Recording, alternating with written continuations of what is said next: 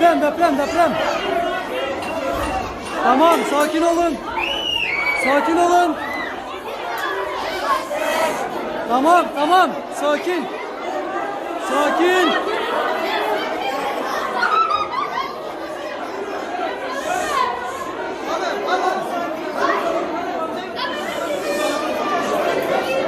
Kayıttayız. Deprem oldu. Ben aldım 300 dolar almıştım. Türkiye'nin şu an 200 dolardı. Yani şu an 900 TL civarında. 900. Sim. Evet, sakin olun. Yavaş şöyle içeri boşaltalım. Ben aldım 300 dolar almıştım. Sakin.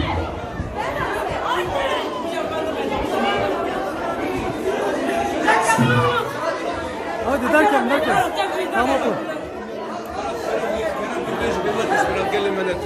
Hayvanın ne dersin? Kışkı ateş çeviriyor. Arkadaşlar korkmanıza gerek yok. Küçük bir sarsıntı yaşandı.